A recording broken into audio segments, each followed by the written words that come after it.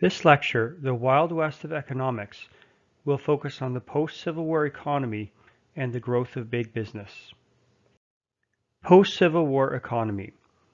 While the South struggled to create a new economy, the North experienced significant economic growth. This was the age of pure capitalism. Few government restrictions existed for businesses, and few rights existed for workers. The continued industrialization of the nation would also benefit the economy. Important terms. With limited government interference, companies were able to establish monopolies in their particular industry. A monopoly means a company has complete control of their industry and faces little to no competition from other companies. There are several other important terms to be aware of during the post-Civil War era. Holding companies. These are companies that produced no product. They were made up of a group of investors who owned the stock of the company. The company would then buy and sell stock jointly. The purpose was to reduce personal risk. Trusts. Several companies give control of their operations over to a single board of directors. Smaller companies still exist, but are ultimately run by the board of directors. Standard Oil is an example of a trust following the Civil War. Horizontal integration.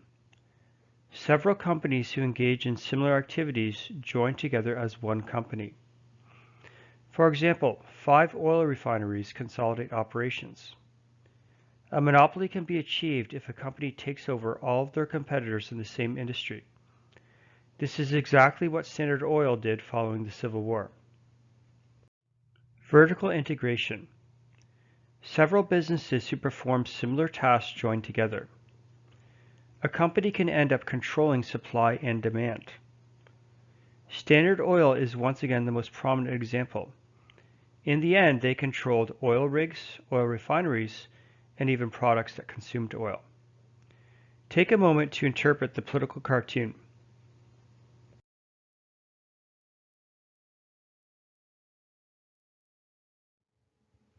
The context of this cartoon is the Senate. Those individuals at their desks on the left are senators, and the large characters behind them represent big business.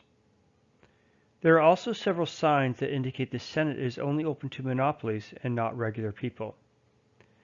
The artist is attempting to communicate that big business was controlling democracy by seeking to influence senators through money and intimidation. The antitrust campaign. Various government administrations attempted to limit the power of big business. The results? The wording of legislation was often very general, leading to manipulation by big business. It was a message to big business that they needed to be more accountable. In time, more legislation would come, improving working conditions. Unions would also begin to rise around the turn of the century.